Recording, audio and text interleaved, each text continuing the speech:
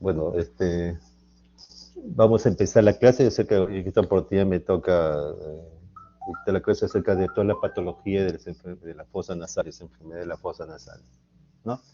Eh, ¿No? Siempre cuando empiece esta clase vamos a dar una pequeña introducción acerca de estudios anatomopatológicos, funcionales, para poder entender toda la patología de las fosas nasales, ¿no? Porque es importante, ¿no? Conocer desde el punto de vista anatómico, ¿no? La fosa nasal está dividida en dos, separada por tabique nasal. Cada fosa nasal va a también tener su representación a través de los meatos, que son los cornetes, el superior, medio, inferior, y entre ellos encontramos el meato inferior, meato medio y meato superior, ¿no? Como lo podemos ver en la imagen, ¿no? Eh, También vamos a poder, es necesario conocer cuál es la componente del septum nasal, que es una porción ósea y una porción cartilaginosa.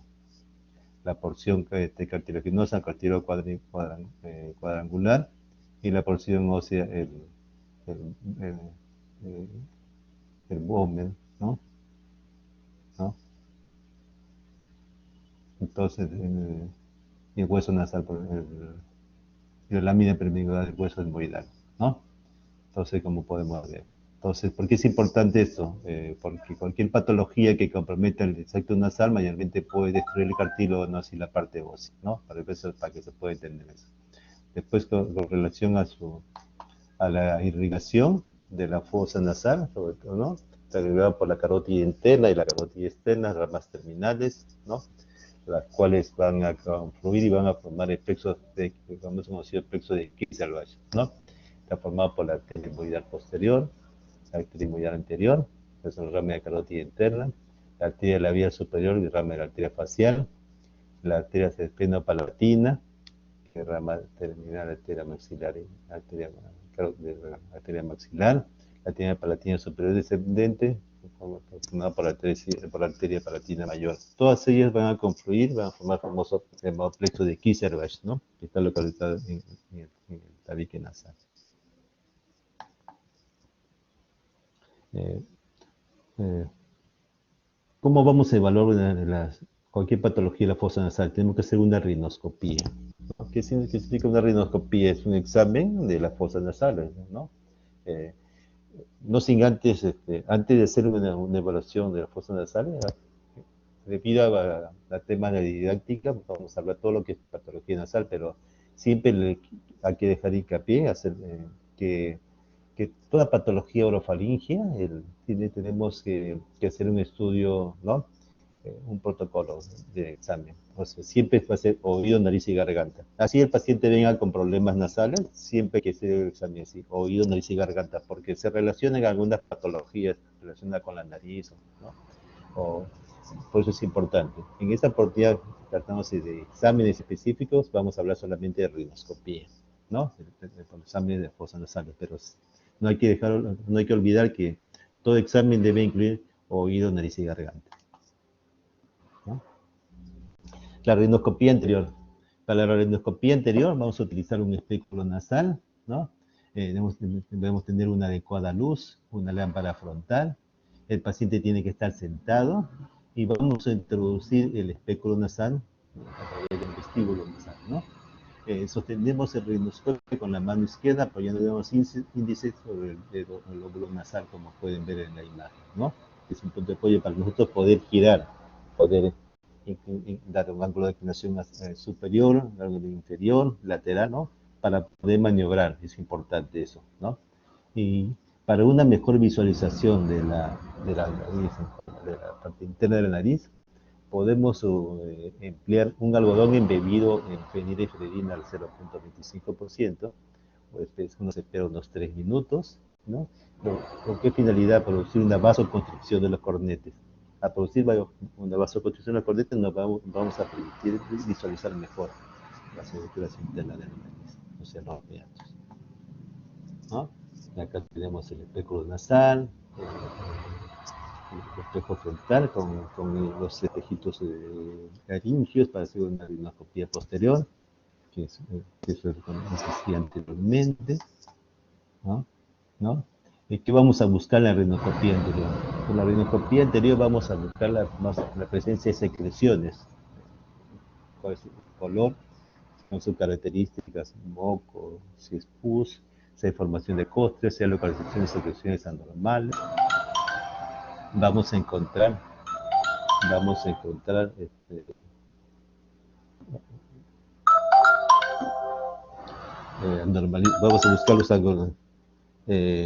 los anormalidades en los cornetes,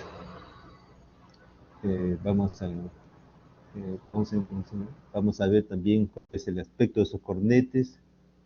Vamos a encontrar también el flexo de Kieselbach, ¿no? La presencia de si hay una penetración, si hay ulceraciones, si hay perforaciones, si hay cuerpos extraños en la fosa nasal, ¿no? Eh, Esto se puede, para una mejor visualización, eh, vamos a poder usar los endoscopios nasales, ¿no? Los endoscopios nasales. Estos endoscopios tienen diferente ángulo, ¿no?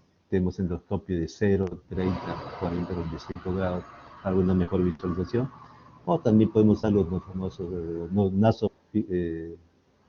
nasofiloscopios, ¿no? Que nos van a permitir también hacer una buena rinoscopía anterior. Y sobre todo porque esto va asociado a una cámara, una videocámara, y podemos guardar toda la información para ver la evolución de algunas patologías, ¿no? Acá tenemos los endoscopios nasales, ¿no? Con diferentes grados, 0, 30, 45, 70 hasta 120 grados, para una mejor visualización, ¿no? Son rígidos, pero tienen una buena iluminación y una resolución óptica eh, inigualable, ¿no? ¿Qué vamos a observar con endoscopio nasal? Con endoscopio nasal vamos a observar, eh, eh, vamos a observar, como pueden ver en la imagen, los cornetes inferiores, el cornete medio, el meato, el tabique nasal, ¿no? ¿No? Previo a esto, nosotros preferimos usar un vasoconstrictor con un anestésico local, ¿no? Para poder nosotros introducir el endoscopio y no producir dolor, ¿no? Eh, para la rinoscopía posterior, lo que se siente, o se está bien, se sigue haciendo, por supuesto. Si no tenemos los nasofiloscopios, usamos un espejito laringio, como pueden ver en la imagen, ¿no? Un espejito laringio, lo calentamos para que no se empañe, traccionamos la lengua y vamos a utilizar para ver la parte posterior, ¿no? Y que significa rinoscopía posterior, ¿no? Entonces vamos a tener que retraer la úvula con la zona Nelaton, ¿no? Anestesia local, pero esto sí produce cierta incomodidad, ¿no?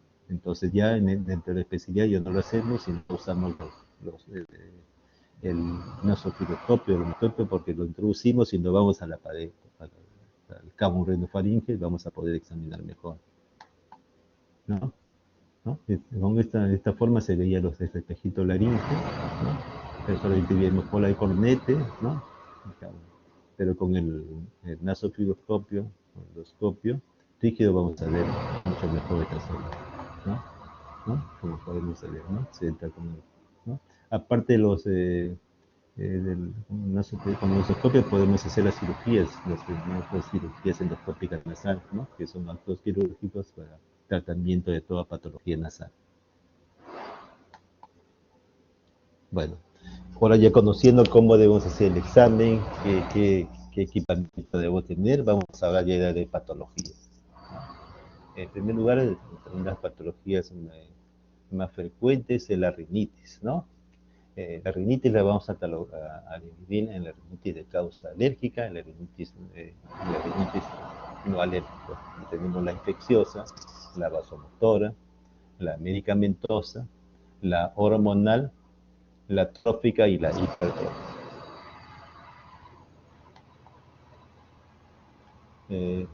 La rinitis alérgica la definimos como una inflamación de la cubierta interna de la nariz que produce una congestión nasal, produce moco, rinorrea, estornudos, picazón nasal y goteo postnasal.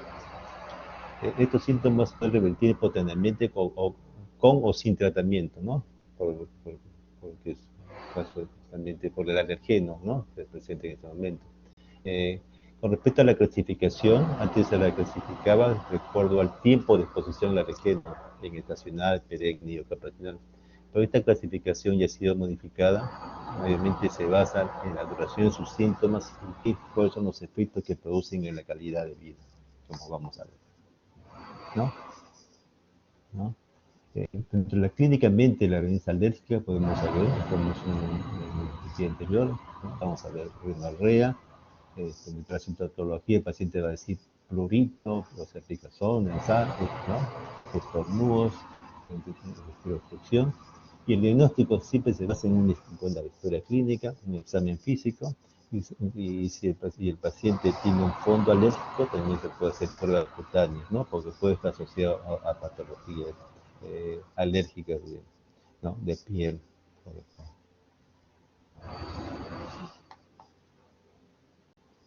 Eh, Debemos, una rinitis alérgica, debemos identificar y evitar qué son los factores desencadenantes de esta patología, ¿no?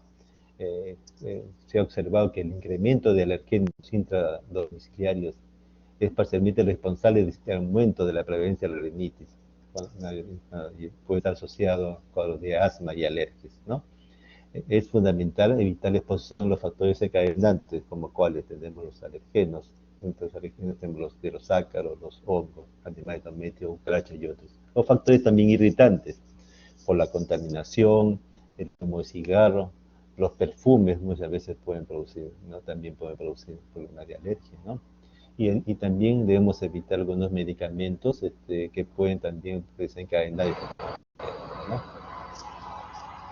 Es importante toda historia clínica del paciente con alergia, cuál es su ocupación, ¿no? Porque, ¿no?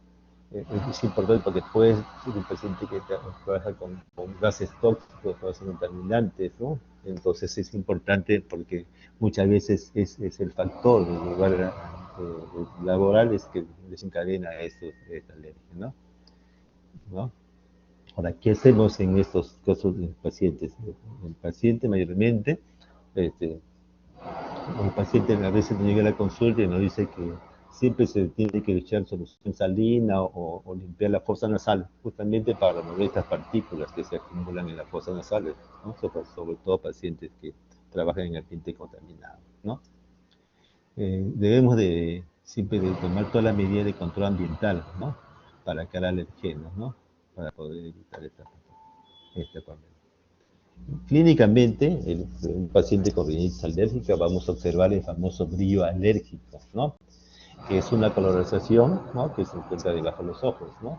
También una famosa línea de Denning-Morgan que está debajo del párpado inferior, ¿no?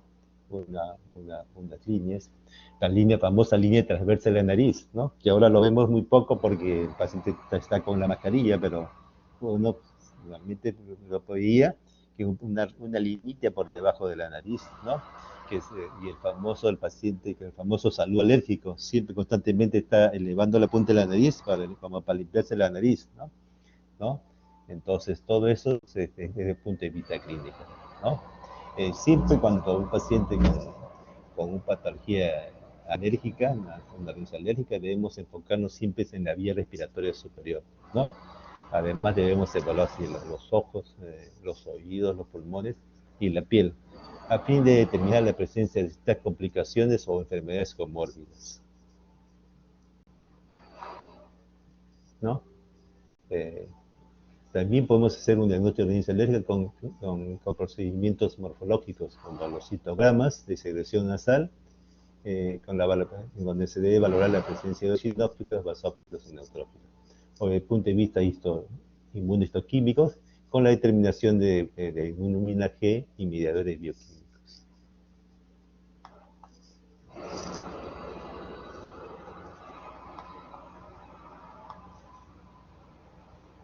Como le decía, la clasificación de la rinitis alérgica ahora lo vemos de forma por su duración y por las alteraciones en la actividad de vida diaria, ¿no?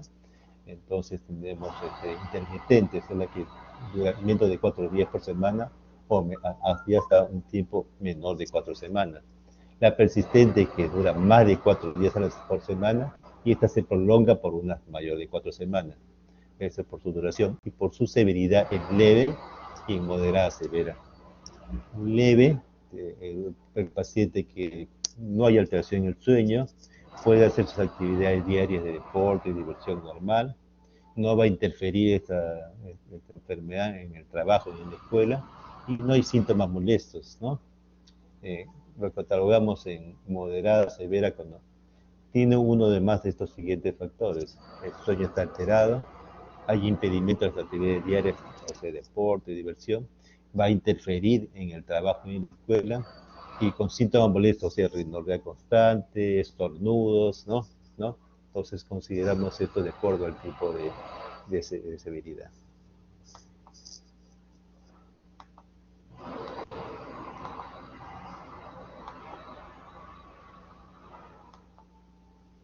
¿No?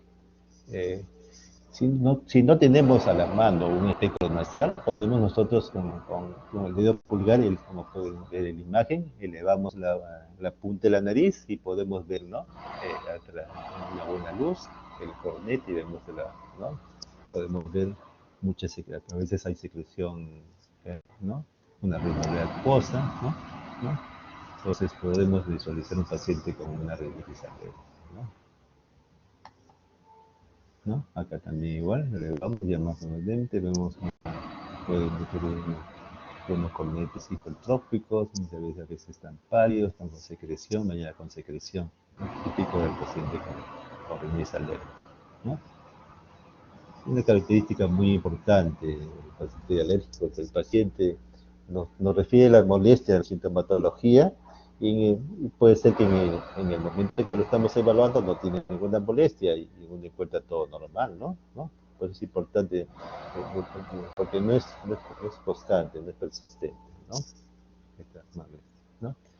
Sí, lo que sí debemos de buscar asociaciones con otras patologías, como el asma bronquial, pacientes con sinusitis, pacientes con otitis media, con pólipos nasales, pacientes con maloclusión dental, eh, y con pacientes con infecciones de vías aéreas inferiores. Debemos de buscar que asociar esta alergia con estas patologías, puesto que el, es importante controlar esa alergia porque puede desencadenar este tipo de patología, ¿no? ¿No? Por eso los pacientes, por ejemplo, que sufren de asma, apenas ya comienza su molestia de sintomatología de alergia, acuden a la consulta para evitar complicaciones, ¿no? Así que los pacientes que tienen otitis media a repetición, inmediatamente toman su medicación, o uno debe saber que deben de ser controlados su alergia para evitar estas complicaciones, ¿no? Que están asociadas a un problema de el asma siempre, en muchos de los casos, está muy relacionado con la rinitis alérgica, ¿no? ¿No? Prácticamente es un factor de riesgo para el desarrollo del asma de tipo alérgico, ¿no? Eh, estos síntomas nasales se presentan entre un 30 a 70% de pacientes con asma, y el asma afecta al 40% de pacientes con rinitis alérgica. Es un estudio que se ha Estados Unidos. La reacción inflamatoria de la nariz puede producir crisis de asma en pacientes con condiciones alérgicas. Por eso el manejo apropiado de la rinitis alérgica puede mejorar el asma coexistente de grado leve a moderado y la hiperactividad bronquial. Por eso es importante, ¿no? Tratarlo antes de que se caiga. También otra asociación es con la conjuntivitis, ¿no? La gran proporción de pacientes con rinitis alérgica también padecen conjuntivitis de tipo alérgico, ¿no? Todo paciente con rinitis alérgica se debe de incluir el examen físico de los ojos, y se debe evitar el uso de corticoides en cotas oftálmicas, porque eso es muy, ¿no? A veces, como ven los rojos, a los alérgicos, indican corticoides, ¿no? Eso no debemos hacer, porque puede haber alguna complicación. Puede ser un paciente que tenga glaucoma, nosotros le indicamos corticoides y vamos a producir agravar más su mal, ¿no? Por eso que todo paciente con conjuntivitis de tipo alérgico no debemos usar corticoides, lo debemos llevar al especialista, ¿no? Eh, con relación a la sinusitis, a la poliposis nasal y rinitis alérgica, vemos que la sinusitis aguda crónica es una aplicación común de rinitis alérgica.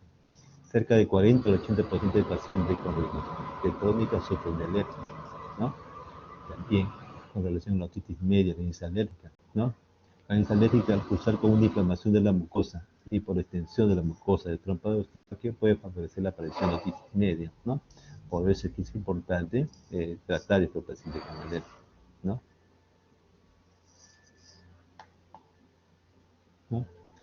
Durante el embarazo también es un factor que va a desencadenar una rinitis, ¿no? De tipo alérgico, ¿no? Se considera que la rinitis es un problema durante el embarazo, considero que la obstrucción nasal puede agravarse, ¿no? De la misma forma también para mujeres que toman contraceptivos de estrógenos puede producir rinitis, ¿no? Este es colérico. Se debe tener cuidado con la alimentación de medicamentos durante el embarazo, ustedes saben, ¿no? Porque la mayoría de estos medicamentos atraviesan la barrera placentaria, ¿no? Por eso que, ¿cuál es el orden de uso de medicamentos en las pacientes embarazadas? Primeramente, suero fisiológico nada más, ¿no? Suero fisiológico. Se pueden indicar antihistamínicos, ¿no? Antihistamínicos. De los antihistamínicos que es el más seguro y sigue siendo vigencia a pesar ¿no? ¿no? Es la clorfeniramina. Las desventajas que produce muchos sueños, ¿no? ¿no? Pero, por eso es que, pero para el embarazo preferimos emplear este tipo de antihistamínicos y los corticoides en el embarazo tendría que ser casi el último recurso en pacientes que no mejoran con los antihistamínicos tipo clofeniramina, ¿no? Y si usamos un corticoide, va a ser un corticoide tópico, ¿no? Acerca de presentaciones que vamos a ver como parte del tratamiento, ¿no? ¿No? Pero debemos de usar lo menos posible medicamentos para el paciente que está embarazado, ¿no? En los ancianos también es importante conocer cuál es el tratamiento, que el tratamiento lo vamos a ver en pacientes con rinitis alérgica, ¿no? Preferimos indicar solución salina, ¿no? ¿no? Porque en el anciano vemos que hay una degeneración de la mucosa nasal, ¿no? Lo cual se manifiesta como una sequedad, ¿no? Entonces, por eso, en los ancianos, con las alérgicas, la primera solución salina. Debemos también preguntarle si el paciente toma drogas antihipertensivas, porque esto puede agravar la rinitis, sobre todo los beta bloqueadores, ¿no? Hay ancianos también que toman AINES, ¿no? Antiinflamatorios, puede causar también congestión y rinorrea, ¿no? Eh, Ahora, el uso de antihistamínicos de primera generación también puede traer problemas en los pacientes, problemas cardíacos, cardíaca, pacientes que tengan neuropatías obstructivas o pacientes que tienen glaucoma. Por eso es importante saber si tiene alguna patología en el paciente mayor, en el paciente anciano, ¿no? ¿No? Debido a que los antihistamínicos, con sus acciones anticolinérgicas, ¿no? Además, no se recomienda también a los ancianos los descongestionantes nasales por sus efectos adversos, ¿no? Que se producen, ¿no? Lo que sí podemos indicarles antihistamínicos de segunda generación y corticoides intranasales, ¿no? ¿Qué medicamentos? ¿Cómo tratamos un paciente con rinitis alérgica, ¿no? Un paciente que llega con rinitis alérgica, sobre todo al especialista llega ya, mayormente llega ya manejado por un médico general, es la verdad, ¿no? Entonces, nosotros tenemos que preguntarle qué medicamentos se está tomando en un inicio, qué medicamentos le indicaron, ¿no? Porque, porque podemos usar antihistamínicos de última generación, podemos usar componentes nasales, ¿no? Podemos usar corticoides, pero debemos de ver eh, sobre todo en qué fase está llegando el paciente, ¿no? Porque sí bien es cierto que los antihistamínicos, ¿no? Es un medicamento de primera línea para el tratamiento de rinitis alérgica, porque va a disminuir los síntomas de picazón, estornudo y rinorrea, pero son pocos efectivos para la congestión nasal, ¿no? ¿no? ¿no? Por eso es que eh, solamente se usan, ¿no? Van a aliviar los síntomas, pueden aliviar otros síntomas asociados a la rinitis alérgica como conjuntivitis, pero no van a aliviar la congestión nasal, ¿no? Los de primera generación producen somnolencia, ¿no? ¿no? Por lo cual no se debe recomendar a los pacientes que trabajan con maquinaria, ¿no? Que puedan producir algunos accidentes o pacientes o si ingieren alcohol, ¿no? Para potencial. Además, por los Los antihistamínicos de primera generación tienen efectos anticolinérgicos, como que son la sequedad de la boca, sequedad de los ojos, puede producir constipación, pueden producir retención urinaria y empeoramiento de glaucoma en el ángulo cerrado. En cambio, los nuevos antihistamínicos por lo general ya no producen somnolencia, ¿no? ¿Cuáles son? Tenemos la cetiricina, que, ¿no? Aunque causa un grado de sedación y pueden ser administrados por una vez al día. Y la loratadina y cetiricina de 10 miligramos por día en adultos y niños de más de 30 kilogramos de peso, ¿no? ¿No? O si no, 5 miligramos por día en niños con menos de 30 kilogramos de peso, o sea, ¿no? Pero solamente van a aliviar los síntomas, no así la congestión nasal, ¿no? Entonces, los descongestionantes orales, ¿no? Como la pseudoefedrina, son efectivos para aliviar la congestión nasal, pero no los estornudos, ni la aplicación, ni los síntomas oculares. Por eso hay mucha asociación entre antihistamínicos con descongestionantes orales, ¿no? ¿No? Entonces, uno cuando indica también puede indicar antihistamínico con un descongestionante, ¿no? Por eso que en el mercado farmacéutico hay algunos que están solo antihistamínicos, otros antihistamínicos con descongestionantes agregados, ¿no? El problema de congestionantes orales es que pueden producir insomnio, producir pérdida del apetito, producir dolor de cabeza, irritabilidad. Y deben de ser usados con mucho cuidado, especialmente con pacientes con enfermedad cardíaca, con hipotiroidismo, y en los niños menores de 8 años por sus efectos indeseables, ¿no?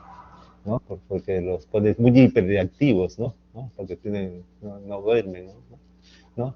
Y eso no se recomienda en niños menores de 1 año por su efecto tóxico, ¿no? Los descongestionantes solares también elevan la presión arterial y la frecuencia cardíaca, ¿no? Aumentan la presión intraocular y producen retención urinaria, ¿no? Por eso es que normalmente eh, uno debe de saber en qué momento usar descongestionante con antihistamínicos. Sobre todo se debe indicar a jóvenes, ¿no?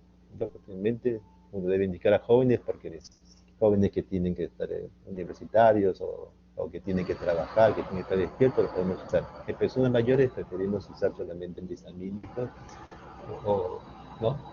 O un descongestionante tópico también podemos usar por unos días, ¿no? Para evitar el efecto de rebote.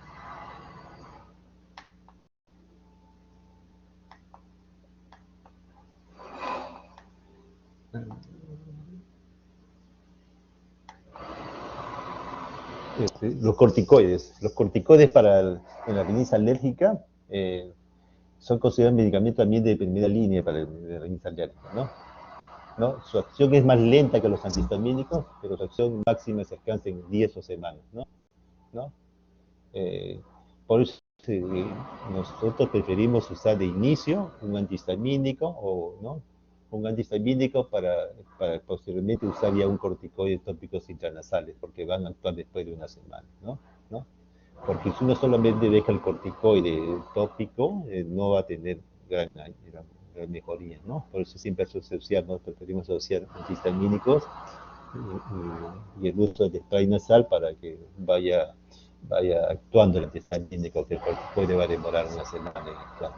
La desventaja de los corticoides es que su efecto secundario son el mal uso, la mala aplicación, porque si uno dirige el spray nasal hacia el tabique nasal, eh, va a irritar a la mucosa del tabique y por consiguiente va a irritar la zona del plexo de Kissel, va a producir sangrado nasal, que es una de las complicaciones y, y el retiro de los pacientes de este medicamento porque le produce sangrado, pero no es por mala aplicación del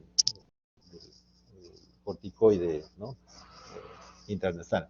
¿No? Por eso hay que recomendar que siempre debe estar dirigida hacia la pared lateral, donde están los coronetes, que esa es la finalidad de los corticoides. ¿No? Dentro de los corticoides sistémicos debemos usar solamente en casos muy agudos, que llegan a la consulta paciente que ya usó antihistamínico, ya usó descongestionante, ya usó corticoides tópicos y no mejora, está desesperado, no duerme, entonces podemos usar corticoides sistémicos, ¿no? En la fase aguda y solamente por periodos cortos, de 3 a 5 días por el riesgo de los efectos adversos, como ustedes conocen. También la rinitis alérgica se puede emplear la inmunoterapia específica con alergenos, ¿no? Esta consiste de repente en una administración gradual y progresiva del alergeno al cual es alérgico. El tratamiento puede durar de más o menos 3 años. Durante los primeros 6 meses se debe verificar si hay efectos para poder continuar, ¿no? Esto mayormente lo maneja el alergista, pero es bueno hacer presente que en el caso de que no mejore el paciente con el tratamiento convencional, debemos recurrir a la inmunoterapia específica con alergenos, ¿no? Eh, Otro tipo de rinitis ya no alérgicas es la famosa rinitis medicamentosa, ¿no? Es aplicado aquí a situación condicionada con el uso de vasoconstrictores nasales, sobre todo en forma crónica, por una hipertrofia de mucosa, ¿no? Entonces, va a producir efecto adverso, ¿no? Efecto de rebote, ¿no? Son reacciones adversas de los constituyentes tópicos, ¿no? Porque va a producir quemazón, va a producir dolor, va a producir estornudo y se queda la mucosa nasal, ¿no? Entonces, por eso es que no debe usarse un descontrolante tópico, ¿no? Porque aparte de las palpitaciones, arritmias, hipotensión que puede ocasionar, puede producir cefalea, náuseas y vómitos, ¿no? Estos son los síntomas de rinitis alérgica por el uso de descontrolante tópicos, una rinitis medicamentosa. Uno retira el medicamento y desapareció la rinitis, ¿no? ¿No? ¿Qué fármacos están relacionados con rinitis alérgica? La aspirina, por ejemplo, pues, es una rinitis medicamentosa. Los antiinflamatorios no esteroideos, ¿no? Los simpaticolíticos que actúan a nivel central, como la clonidina, la metildopa, la reserpina, la rilmenidina, los simpatolíticos que actúan también a nivel periférico, como la guanidina, la fentolamina, que son antihipertensivos, los vasodilatadores, ¿no? Como el sildenafil, el famoso Viagra, ¿no? Por ejemplo, hay pacientes que llegan y nos refieren que no toman ninguna medicación, no de la importancia, pero persiste el problema de una rinitis. Entonces, nosotros tenemos que preguntar, siempre haciendo hincapié, preguntar, ¿no? Si es que está consumiendo el famoso sildenafil, ¿no? Y entonces puede tratarse de un caso de este tipo. Entonces se dice al paciente que debe retirarlo, suspenderlo y mejorar el problema de la rinitis, ¿no? Hay ciertos antihipertensivos como la amiloidina, los beta-bloqueadores orales, y los bloqueadores de canal de calcio también pueden producir rinitis, ¿no? Y los anticonceptivos orales también pueden producir rinitis medicamentosa, ¿no? Eh, Otra patología es la rinitis vasomotora, ¿no? Que está desencadenada por fenómenos físicos y idiopáticos, puede estar relacionado también con alteraciones hormonales, con alteraciones metabólicas o por el uso de algún medicamento.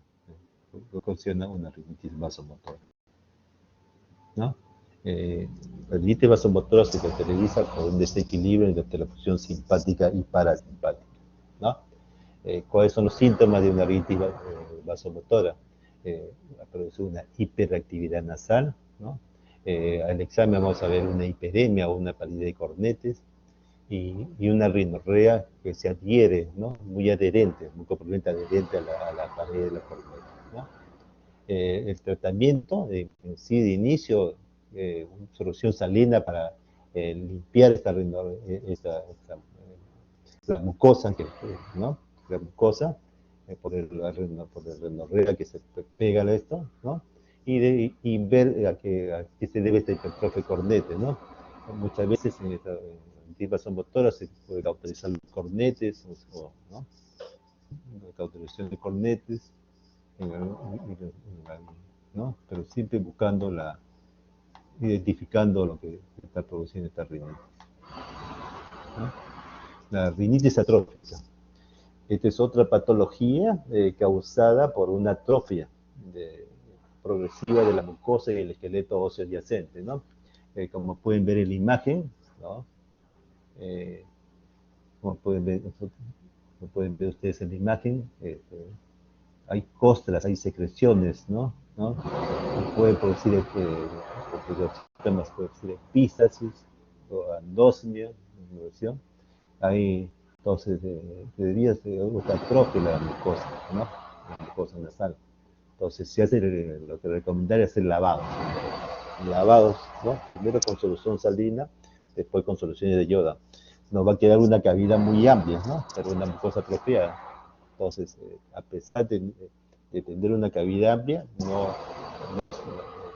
no hay buen paso de la luz, del aire, el paciente no lo siente, entonces va a producir esta molestia, ¿no? Una obstrucción nasal, a pesar de tener una cavidad grande, ¿no? Porque está activa la parte funcional. Entonces, ¿cómo podemos corregir esta complicación de la rinitis atrófica? A través de una cirugía, que consiste en colocar pasta de teflón, ¿no? Eh, dentro de la mucosa para estrechar la luz de la fosa nasal, ¿no? Esta rinitis atrófica también puede ser preventiva a los pacientes que se hacen cirugías, unas cirugías muy amplias del tabique nasal y va a producir con el tiempo como alteraciones en la mucosa nasal, ¿no? Entonces es que hay que tener mucho cuidado en estas cirugías que se realizan en las fosas nasales que pueden producir también con el tiempo una rinitis de tipo atrófico, ¿no? Cuando hablamos de patología nasal, mayormente siempre el paciente que la sintomatología característica es obstrucción, ¿no? Obstrucción nasal. ¿Y cómo hacemos esta evaluación? Debemos, de primer lugar, analizar externamente, o sea, debemos analizar la pirámide nasal, ¿no? Si hay un hundimiento, una lateralpinia, ¿no? Debemos observar también la apertura de la válvula nasal, ¿no? Porque, ¿no? Muchas veces el famoso pinzamiento ¿no? del paciente es operado de rinoplastía, entonces debemos de buscar si la válvula nasal está bien, ¿no? Está normal, si no se pega, al momento de inspirar, se pegan ¿no? Las narinas, entonces eso también puede ser una causa de obstrucción nasal. Vemos también cuando un paciente con obstrucción nasal si hay una cierta asimetría maxilofacial, ¿no? Y debemos de observar también si hay unas alteraciones extrínsecas afuera de la motilidad del ojo, ¿no? ¿Por qué? Porque puede haber tumores, ¿no? Que estén nasales que puede haber compromiso ocular, ¿no? Entonces siempre cuando hay obstrucción nasal debemos buscar esto, ¿no? Ya, dentro de las causas de obstrucción nasal ya hemos visto, por ejemplo, una rinitis, que puede ser una causa, también puede ser una deformidad anatómica por atresia equana, desviación del tabique, fracturas nasales o perforación septal. O también un caso de obstrucción puede ser por tumores benignos y malignos, por cuerpos extraños, o por problemas nasofaringes, como la adenoides hipertrófica, ¿no? Todo esto debemos tener presente, estas patologías que pueden ocasionar obstrucción nasal, ¿no?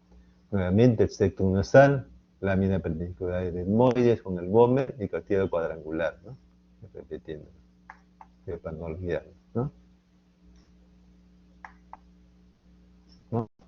Eh, la desviación septal es otra causa de una obstrucción nasal, ¿no? Como pueden ver, ¿no? Porque no, es algo muy corriente, ¿no? Si no implica molestia, no debe ser operado quirúrgicamente, pero si le está produciendo molestias o como complicaciones, puede producir esta sinusitis, eh, un, un síndrome obstructivo de vía respiratoria, una apnea del sueño, por problema del tabique, entonces hay que corregirlo.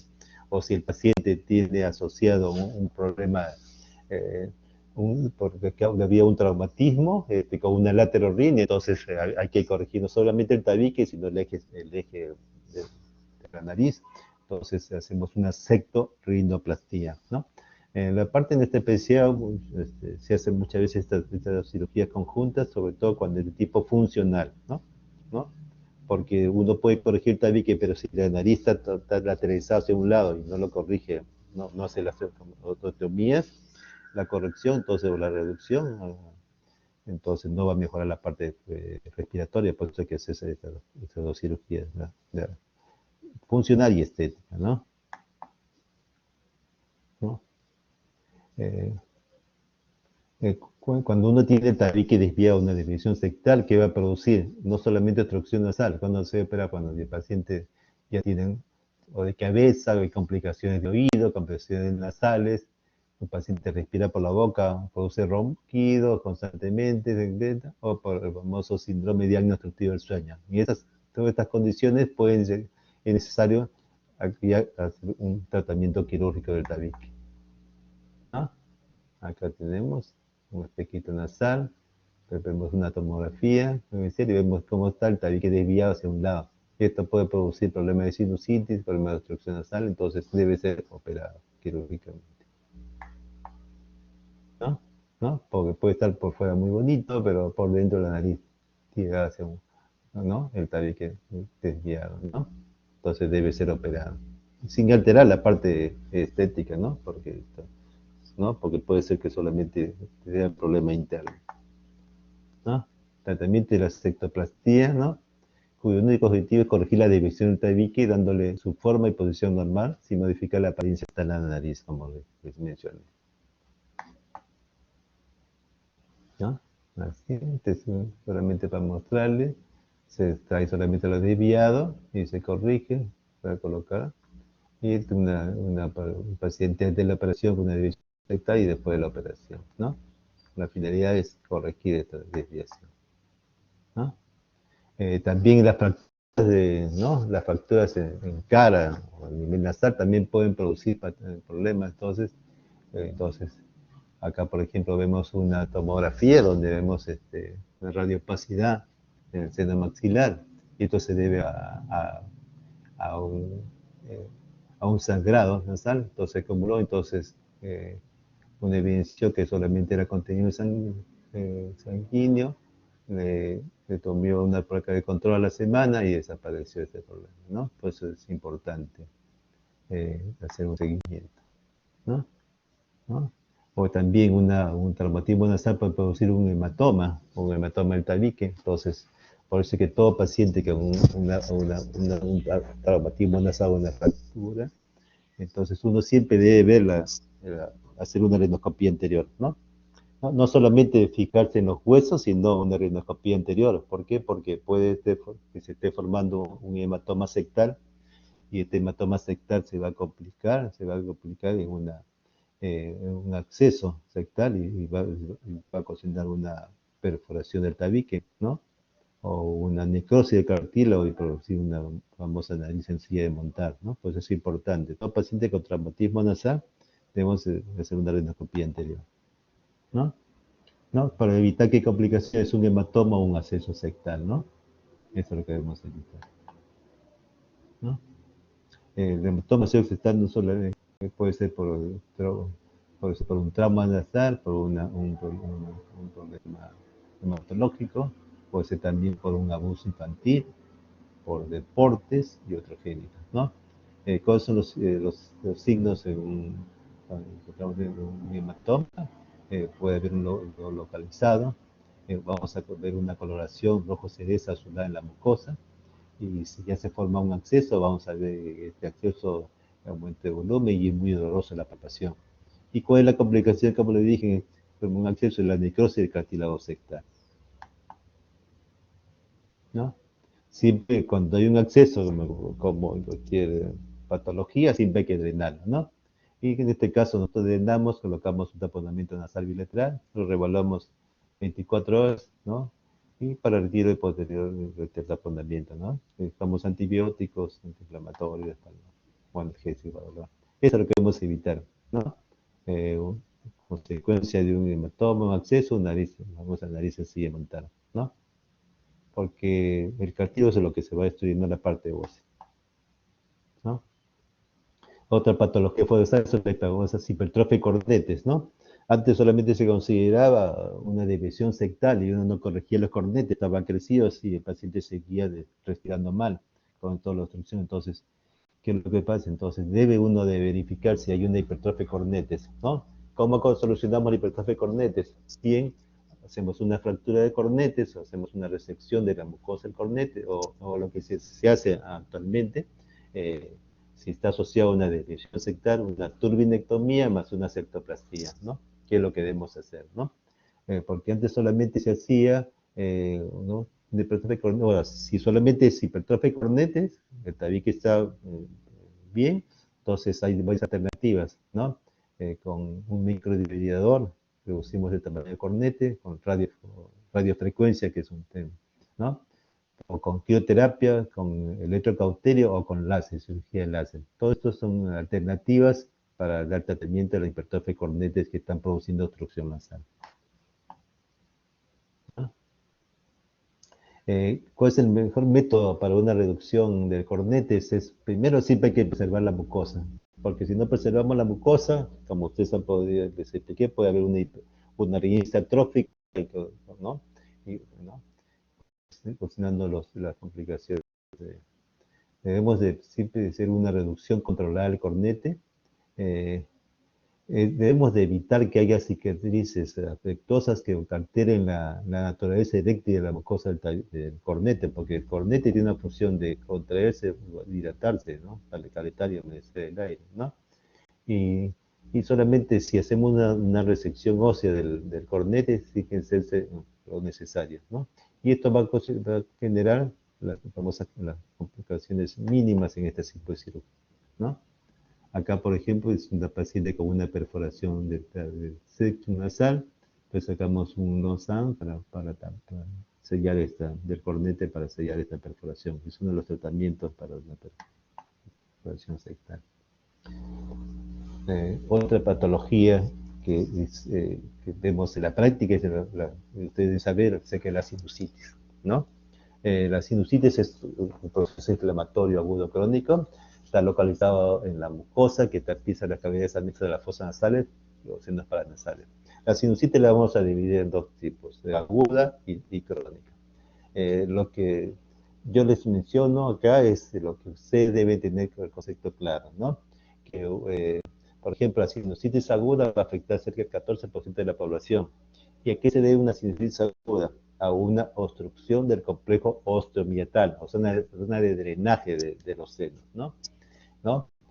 ¿Cuáles son los agentes causantes más frecuentes en una sinusitis aguda?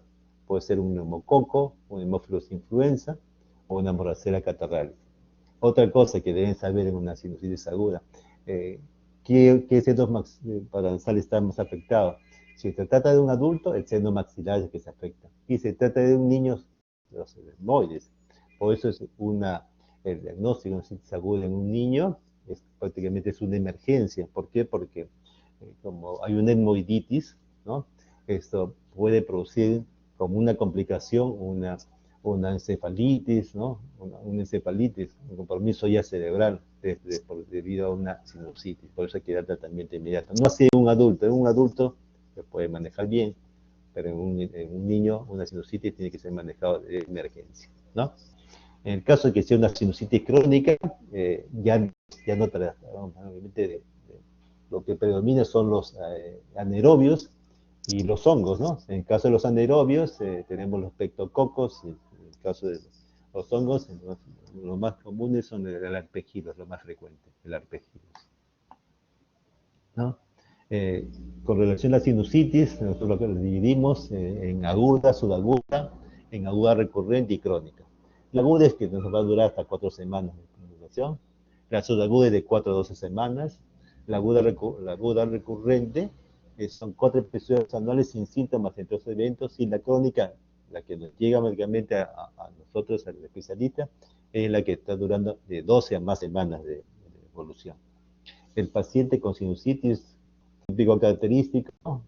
Ustedes saben, es rinorrea mucopurulenta, dolor frontal, descarga posterior, puede descargar por posterior, y la secreción es mucopurulenta, es de color, no es transparente, ¿no? Puede ser dolor de cabeza. Entonces, de acuerdo al estadio que nosotros lo encontremos, lo vamos a catalogar por el tiempo de evolución, ¿no? ¿Cómo hacemos el diagnóstico? No solamente clínico, sino también podemos pedir una radiografía, ¿no? Water. Acá vemos, por ejemplo, el nivel, ¿no? El líquido está comprometido el seno maxilar. Si no hacemos una rinoscopía, una endoscopía nasal, y vamos a encontrar, vamos a señalar la flecha, ¿no? ¿No? Secreción mucopurulenta del inmediato medio que está cayendo, ¿no? Entonces nos confirmaría en el diagnóstico de una sinusitis, ¿no?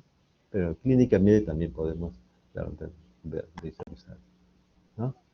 ¿No? La placa de Cadwell o la placa que es mentonasoplaca o la placa de frontonasoplaca, igual, para ver cómo dice. Mayormente en la sinusitis aguda no vamos a, le pedimos una placa y no vamos a encontrar nada. Mayormente lo vamos a encontrar en los casos crónicos, ¿no? De sinusitis crónica. Estas placas nos van a ayudar mucho, ¿no? Ya, ahora, en caso de que patología crónica, nosotros pedimos no solamente placas, sino radiográficas, sino una tomografía, ¿no? Porque esta tomografía nos va a evidenciar cómo está su estado, ¿no? De estos los senos paranasales. En estos casos, el tratamiento es quirúrgico, hacer una cirugía endoscópica nasal para drenar la secreción o puede haber también pólipos agregados. O acá en esta tomografía, como vemos una hipertrofia de cornete medio, lo que se conocen, ustedes van a escuchar la concha bulosa, ¿no? Entonces, este es el cornete medio hipertrofiado, entonces el tratamiento es quirúrgico, reducir el tamaño del cornete, porque esto está impidiendo, está condicionando que haya cuadros episodios de sinusitis, ¿no? Otra patología de fosa nasal, la poliposis, ¿no? Que son, como pueden ver en la imagen, ¿no? ¿No? Es una, es una tumoración, ¿no? Algunos consideran como si fuera no sé, para compararlo, ¿no? Con otra cosa, como uvas, o si no, con malagua, ¿no? ¿no?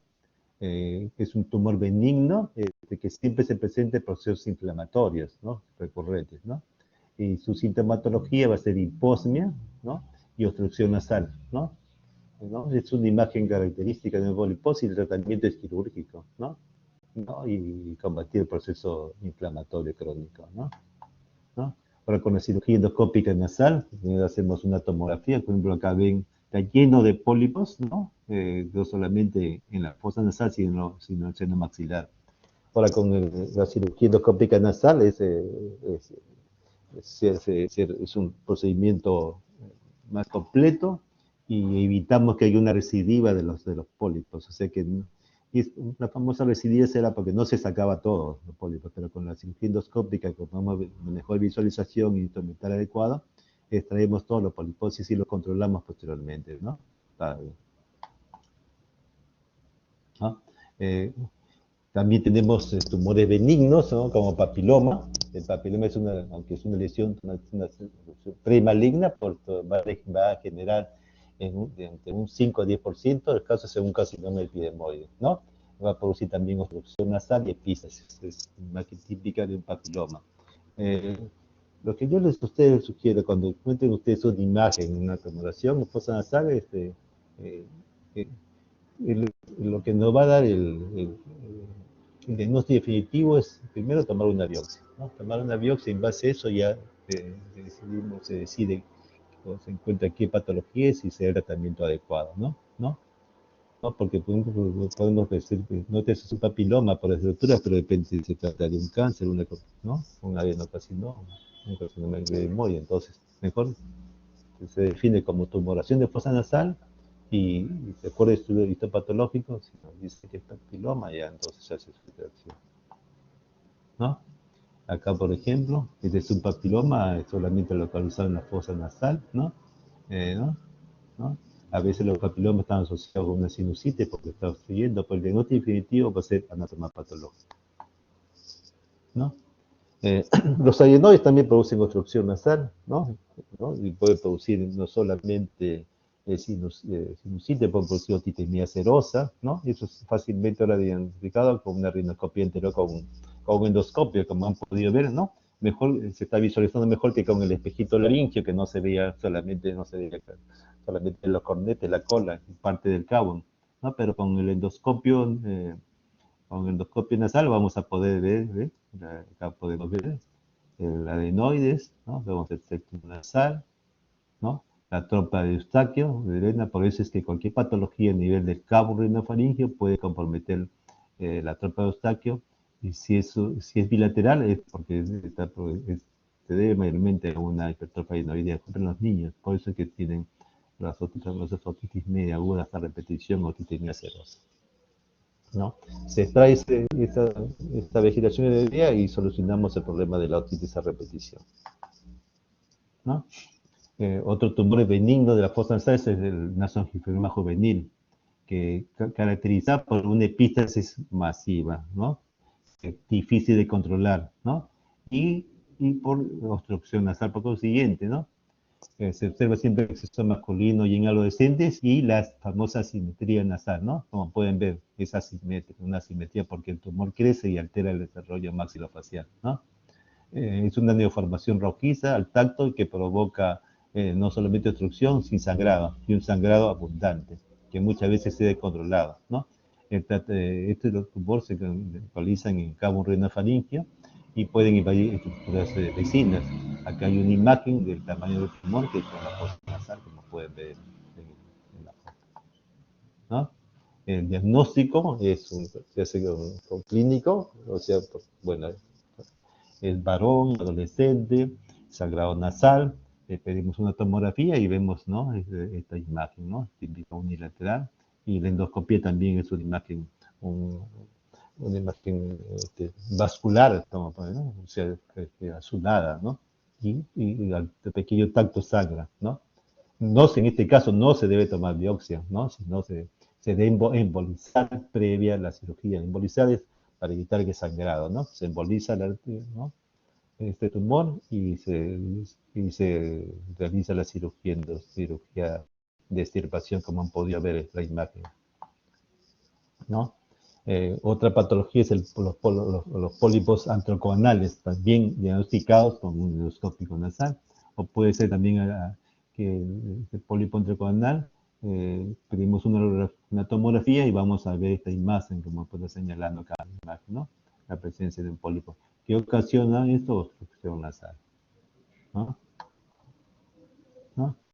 Eh, Dentro de las enfermedades de las fosas nasales también debemos tener presente los tumores nasales, ¿no? Los tumores nasales van a ser el resultado de una mutación genética que provoca que las células normales se generen y se devuelvan anormales, ¿no? Los síntomas de cualquier tumor nasal puede ser dolor a nivel de cara, obstrucción nasal y epístasis. Y a la medida que la enfermedad progresa pueden aparecer muchos otros síntomas como diplopia, lagrimeo, asimetría facial, adenopatías cervicales, hipoacusia en algunos casos también, sobre todo cuando el tumor produce compromiso a nivel de cabo rinofaríngeo, ¿no? ¿Cómo hacemos evaluación diagnóstica en un tumor nasal? Primero, hacemos estudios de imágenes, tomografías en las paranasales, también usamos la nasoendoscopía nasal, ¿no? Para evitar, y la biopsia, ¿no? La evaluación de los tumores de los paranasales puede ser un proceso multidisciplinario, ¿no? Y a veces es necesaria la intervención de varias especialidades como oftalmología, neurocirugía, cirugía maxilofacial y oncología, ¿no? Porque está asociado. No solo está localizado a nivel de nariz, sino puede ser compromiso orbitario, compromiso cerebral, ¿no? ¿No? Entonces, por eso es importante también estas especialidades para su manejo, ¿no? Muchas, por ejemplo, patologías de pacientes que tienen tumores cerebrales que invaden la fosa nasal, entonces el neurocirujano nos produce interconsulta para que nosotros tomemos una biopsia endoscópica para ver para este tipo de tumores que ellos, el tipo de abordaje que van a hacer, ¿no? Entre los tumores de los senos paranasales tenemos benignos, los intermedios y los malignos. Entre los benignos tenemos los osteomas y los condromas, los schwannomas y neurofibromas, los fibromas osificados, tumores odontogénicos. Entre los intermedios tenemos el papiloma invertido, los meningiomas, los hemangiomas y los hemangiopericytomas. Y entre los malignos, que ahora nos toca ahora ver, tenemos el adenocarcinoma, el carcinoma quístico, los sarcomas, los tumores linfoides y los epiteliomas, ¿no? Los osteomas, como pueden ver acá en la imagen, la tomografía, eh, son proliferaciones endósticas y periostóticas, generalmente circunscritas, que aparecen con mayor frecuencia, como pueden ver acá en el seno frontal, ¿no? A veces en el hemoidal, en el seno frontal. Eh, Su tratamiento es extirpación quirúrgica, pero realmente debe disiparse cuando está produciendo algún problema, ¿no? Si no se observa, se controla, a ver si aumenta su crecimiento, si produce alguna sinusitis frontal, por ejemplo, en todos estos casos debe ser intervenido, ¿no? ¿No? En ese caso. No, si no, está en observación para ver si está comprometiendo el seno frontal o una sinusitis. El papiloma invertido, ¿no? Es una hiperplasia de la mucosa nasal con crecimiento hidrofílico. Es localizado siempre en la pared lateral de la nariz. Siempre es unilateral. Invade otras cavidades nasales establecidas. Se presenta más frecuentemente en varones alrededor de la quinta década de la vida, ¿no? Que es un papiloma, imagen de un papiloma invertido en la fosa nasal, ¿no? El diagnóstico es, bueno, nosotros una tomografía, ¿no? Está comprometida la pared lateral, como pueden ver acá, ha destruido la pared del seno maxilar, está invadido, y en el estudio histopatológico nos confirma el diagnóstico, ¿no? Los carcinomas, por ejemplo, carcinomas que están localizados a nivel de las cuanas, un síntoma característico es la hipoacusia unilateral. Como ustedes vieron en la imagen de la endoscopía posterior del cabo, hay tumores que se localizan, puede ser un carcinoma en este caso, que provoca obstrucción nasal e hipoacusia. Muchas veces debuta el paciente con una hipoacusia conductiva, debido a obstrucción de la trompa de Eustaquio por ningún tumor. Entonces, muchas veces nosotros hemos tenido oportunidad de hacer un diagnóstico de este tipo de tumor, de carcinoma, solamente por la hipoacusia, sin hacer una... Entonces, cuando nosotros encontramos una hipoacusia unilateral, inmediatamente en un paciente adulto, ¿no? De 50 años, nosotros hacemos una rinoscopía posterior para descartar que sea un tumor de nivel de Coana. Este carcinoma va a producir una obstrucción nasal y un sangrado nasal, por consiguiente. De los epiteliomas tenemos los diferenciados e indiferenciados. Los diferenciados tenemos los tipos epidermoides, los cilíndricos y los uniformes, ¿no? Y los sarcomas sí son menos frecuentes en relación de 1 a 2, ¿no? Acá, lo que les mencioné, el carcinoma de Kaun, ¿no? Que está comprometiendo la trompa de Eustaquio de ese lado, va a producir una hipoacusia unilateral tipo conductivo y una obstrucción nasal, ¿no? Entonces es un tumor de Kaun, ¿no? Causado por obstrucción y hipoacusia unilateral, ¿no? Acá podemos ver también una tomografía, cómo está comprometiendo el cabo de un lado nomás, ¿no? Pero es importante hacer el diagnóstico, ¿no? El carcinoma epidermoide es una lesión más frecuente de lesiones primarias, es por la transformación del epitelio cilíndrico celular en células púbicas atípicas. Puede presentarse como carcinoma de células transicionales o carcinomas indiferenciados, ¿no? Acá este es otro carcinoma que está invadiendo el globo ocular, por ejemplo. Acá lo pueden ver. Acá tenemos un adenocarcinoma que representa el 5 al 8% de las lesiones, ¿no? El diferenciado de baja malignidad por ser menos agresivo.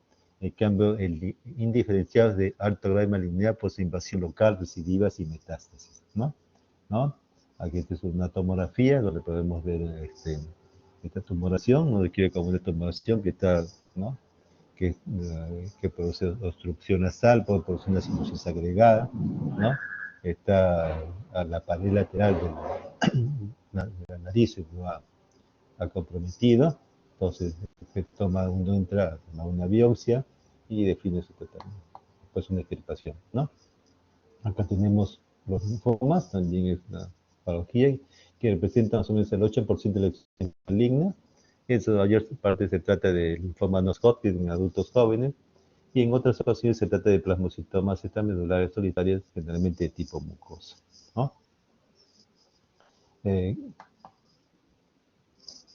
Bueno, esto es la parte de esta enfermedad de fosa nasal, y ustedes ya lo tienen que ampliar, ¿no? ¿No? Yo he querido mencionar lo más frecuente para que ustedes puedan tenerlo presente, ¿no? No sé si hay alguna pregunta, por favor.